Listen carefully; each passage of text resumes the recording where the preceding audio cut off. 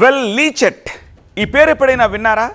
ఏళ్ల తరబడి నిల్వ ఉన్న చెత్తతో వర్షపు నీరు కలిసిపోతే ఈ భయంకరమైన హానికర ద్రవ పదార్థం తయారవుతుంది. ఇది భూగర్భ జలాల్ని కలుషితం చేస్తుంది, వాటిని అత్యంత ప్రమాదకరంగా మారుస్తుంది. ఈ లీచెట్ను ట్రీట్ చేసి మురికి నీటిని 99% మంచినీటిగా మార్చే ప్లాంట్ దేశంలోనే తొలిసారిగా మన హైదరాబాద్లో ఏర్పాటయ్యింది. హైదరాబాద్ వ్యాప్తంగా వచ్చే చెత్త వ్యర్థాలను జవహర్ నగర్లోని డంప్ యార్డుకు తరలిస్తూ ఉంటారు. గత కొన్నేళ్లుగా ఇక్కడ చెత్త చెదారం నిల్వ ఉండడంతో ఆ చెత్త నుంచి వచ్చే లీచెట్ అనే మురుగునీరు చుట్టుపక్కల ఉన్న చెరువులు, భూగర్భ జలాల్ని కలుషితం చేస్తోంది. దీంతో స్థానికులు తీవ్ర ఇబ్బందులు పడుతున్నారు. దీని గురించి మరిన్ని డీటెయిల్స్ మా సీనియర్ కరెస్పాండెంట్ ఏలేందర్ వివరిస్తారు. ప్రస్తుతం మనం జవహర్ నగర్ డంపింగ్ యార్డ్ ప్రాంతంలో ఉన్నాం. చుట్టూ కూడా చెత్తను, నగర వ్యాప్తంగా ఉన్నటువంటి చెత్తను తీసుకొచ్చి ఇక్కడ డంప్ చేస్తున్నటువంటి పరిస్థితి. 10,000 టన్నుల చెత్త నుంచి కేవలం 10,000 టన్నుల చెత్త నుంచి ఒక రోజుకి 20 లక్షల లీటర్ల ద్రవ చెత్త, అంటే నీటితో కూడుకున్నటువంటి చెత్త తయారవుతుంది. ఆ వాటర్ అంతా ప్రొడ్యూస్ అవుతుంది. ఆ ప్రొడ్యూస్ అవుతున్నటువంటి వాటర్ ప్రస్తుతం మనం చూస్తున్నాం కదా, కింద ఆ గుట్టపై నుంచి వచ్చినటువంటి వాటర్ అంతా కింద దాదాపుగా 8 పౌండ్స్లలో దాదాపుగా ఒక 70 ఎకరాల్లో ఈ వాటర్ అంతా కూడా సర్ఫేస్ పైన, భూమి పైన ఇట్లా నిలిచిపోయి ఉంది. ఈ వాటర్ అంతా కూడా నిలిచిపోవడంతో దాదాపుగా భూగర్భ జలాలన్నీ కూడా కలుషితం అవుతున్నాయి. దాని ద్వారా ఆ వాటర్ని తీసుకోవడం వల్ల ఈ చుట్టుపక్కల ఉన్నటువంటి ప్రాంతాలన్నీ కూడా అనారోగ్యాల బారిన పడుతున్నటువంటి పరిస్థితి కనిపిస్తుంది. ఈ ట్రీట్మెంట్ ప్లాంట్ ఏదైతే కార్బన్ న్యూట్రల్ లీచెట్ ట్రీట్మెంట్ ప్లాంట్ ఏదైతే ఉందో దాని ద్వారా రోజుకు ప్రస్తుతం మనం ఇటువైపు చూస్తున్నాం కదా, పౌండ్స్ ద్వారా ఉన్నటువంటి వాటర్ అంతా కూడా అక్కడ తీసుకొని అక్కడ ట్రీట్ చేసి అక్కడ నుంచి ఈ ప్రాజెక్ట్ ద్వారా పూర్తిగా 99% ప్యూరిఫై అయినటువంటి వాటర్ని మిగతా పర్పస్, తాగడానికి మినహాయించి మిగతా పర్పస్ కోసం యూజ్ చేసుకోవడానికి ఈ ట్రీట్మెంట్ ప్లాంట్ వర్క్ అవుతుంది.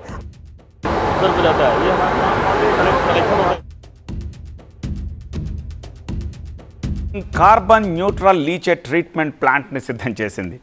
జవహర్ నగర్ డంపింగ్ యార్డుకు రోజుకు 10,000 టన్నుల చెత్త చేరుతుంది. దాని నుంచి 20 లక్షల లీటర్ల ద్రవ చెత్త లేదా ఈ లీచెట్ ప్రొడ్యూస్ అవుతుంది. దీన్ని 99% ప్యూరిఫై చేసి తాగునీటి అవసరాలు తప్ప మిగతా వాటి కోసం వాడుకుంటూ ఉంటారు. అసలు లీచెట్ అంటే ఏమిటి, దానివల్ల వచ్చే అనర్థాలేంటో ముందుగా చూద్దాం. చెత్తలోని తేమకు వర్షపు నీరు తోడైతే ఈ లీచెట్ ఫామ్ అవుతుంది. లీచెట్లో హెవీ మెటల్స్ ఉంటాయి, అమోనియా లాంటి టాక్సిక్ ఎలిమెంట్స్ ఉంటాయి. ఈ లీచెట్ అత్యంత ప్రమాదకరం. ఇది భూగర్భంలోకి ఇంకిపోయి వాటర్ టేబుల్ని కంప్లీట్గా కంటామినేట్ చేస్తుంది. సో చుట్టుపక్కల చెరువులు, భూగర్భ జలాలు మొత్తం కలుషితం అయిపోతాయి. ఈ లీచెట్ కలిసిన నీరు తాగితే ఆరోగ్య సమస్యలు వస్తాయి. సో జవహర్ నగర్ డంపింగ్ యార్డ్లో ఈ భారీగా ఈ లీచెట్ ఫామ్ అయిపోయింది. సో హైదరాబాద్లో రోజుకు 10,000 టన్నుల చెత్త పేరుకుంటూ ఉంటుంది. ఆ చెత్త నుంచి 20 లక్షల లీటర్ల లీచెట్ ప్రొడ్యూస్ అవుతూ ఉంటుంది. సో ఈ లీచెట్ ట్రీట్మెంట్ ప్లాంట్లో ప్రైమరీ ప్లాంట్ ఎలా పనిచేస్తుంది మా కరెస్పాండెంట్ ఏలేందర్ అందిస్తారు.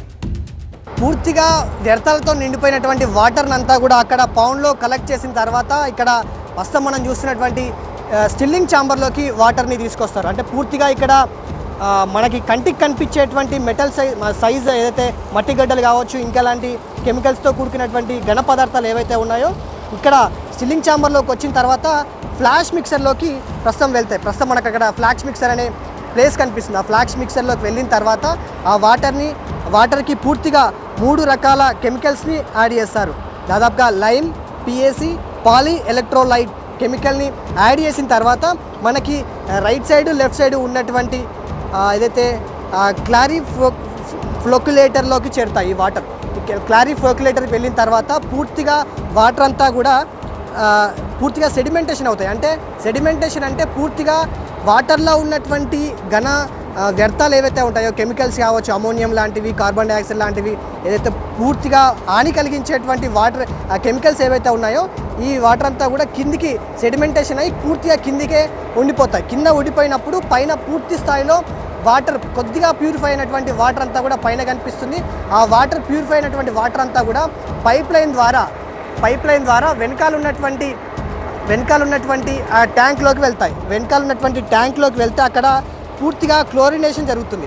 ప్రస్తుతం మనం చూస్తున్నటువంటి ఈ వాటర్ ట్యాంక్స్ ఏవైతే ఉన్నాయో వాటర్ ట్యాంక్స్ అంతా కూడా క్లోరినేషన్ జరుగుతుంది. క్లోరినేషన్ జరిగినటువంటి వాటర్ని మళ్ళీ పైప్ లైన్ ద్వారా వెనక్కి అంటూ సెకండరీ యూనిట్కి పంపిస్తారు. ఇదంతా ప్రస్తుతం మనం చెప్పిందంతా కూడా ఏదైతే స్టెల్లింగ్ ఇది వాటర్ సేకరించడం కావచ్చు, ఫ్లాష్ మిక్సర్ కావచ్చు, అదేవిధంగా ఇదంతా సెడిమెంటేషన్ అయితే ప్రాసెస్ అంతా కూడా పూర్తిగా ప్రైమరీ ప్లాంట్ కింద వస్తుంది.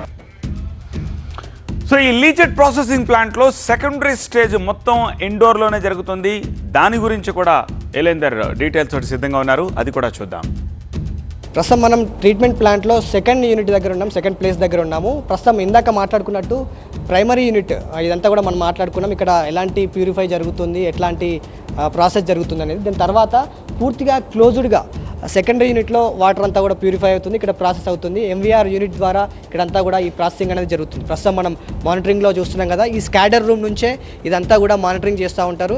సో ఈ సెకండరీ యూనిట్లో ఎలాంటి ప్రాసెస్ జరుగుతుంది, ఇక్కడ ఎలాంటి ప్రాసెస్ జరుగుతుందనే అంశాలకు సంబంధించి, ఎట్లా మానిటరింగ్ జరుగుతుందనే అంశాలకు సంబంధించి మనతో మాట్లాడేందుకు ప్రాజెక్ట్ వైస్ ప్రెసిడెంట్ దివాకర్ గారు ఉన్నారు, ఆయనతో మాట్లాడదాం. సార్, ఎట్లా ఉంటుంది అంటే ప్రైమరీ యూనిట్ మనం చూసాం, సెకండరీ యూనిట్లో ఎట్లాంటి ప్రాసెస్ ఇక్కడ జరుగుతుంది?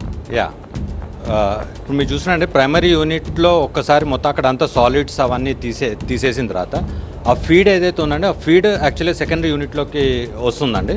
ఈ సెకండరీ యూనిట్ అంతా కూడా కంప్లీట్గా క్లోజ్డ్ లూప్ సిస్టమ్ అండి. ఇక్కడ ఎక్కడ కూడా బయటకి మీరు చూస్తే బయట ఎక్కడ కూడా ఏది లీచెట్ కానీ ఏది కూడా కనబడదు, కంప్లీట్ క్లోజ్ సిస్టము. అండ్ ఇది దిస్ టెక్నాలజీని మనం ఏంటంటే మెకానికల్ వేపర్ రీకంప్రెషన్ సిస్టమ్ ద్వారా లో టెంపరేచర్ ఇవాపరేషన్ టెక్నాలజీ అంటామండి. సో దీని ద్వారా ఏమవుతుందంటే అండి, ఇప్పుడు మీకు ఈ 3 యూనిట్స్ చూస్తే ఈ 2 యూనిట్స్ ఇవాపరేటర్స్ అంటామండి, ఒకటేమో కాన్సన్ట్రేటర్ అంటాము.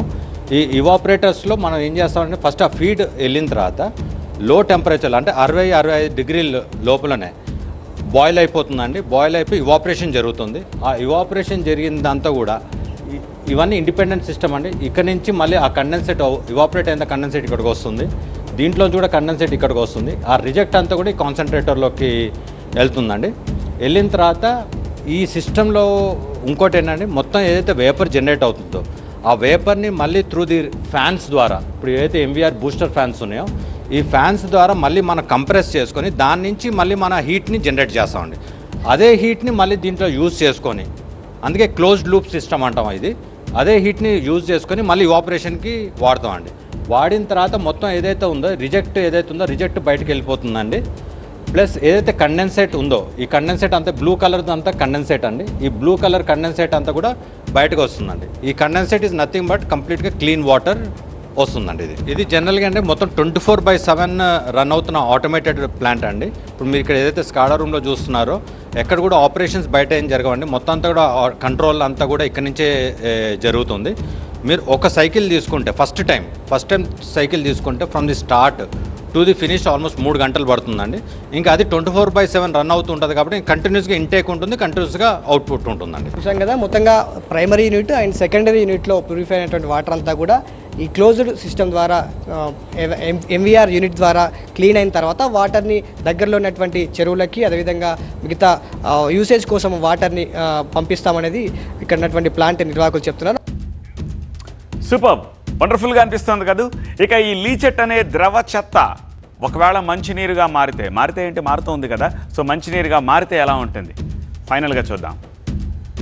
లీచెట్ ట్రీట్మెంట్ ప్లాంట్లో మనం చివరి దశకు చేరుకున్నాం. వాటర్ని 2 యూనిట్ల దగ్గర ప్యూరిఫై అయిన తర్వాత వాటర్ ఎంవీఆర్ యూనిట్ నుంచి చివరి యూనిట్కి చేరుకుంటుంది. ఇక్కడ ప్యూరిఫై అయిన వాటర్ మనం చూడొచ్చు, పూర్తిగా ఒక లేక్ లాగా ఇక్కడ రెడీ చేశారు.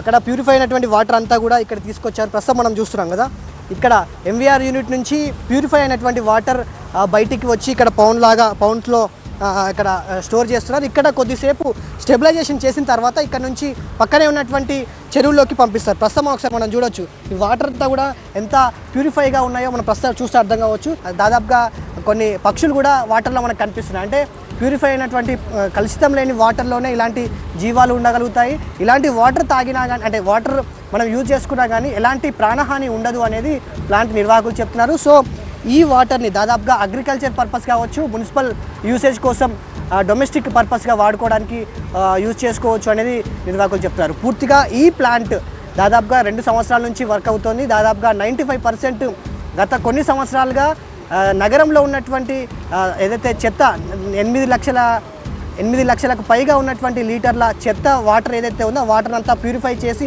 95% కంప్లీట్ చేసింది.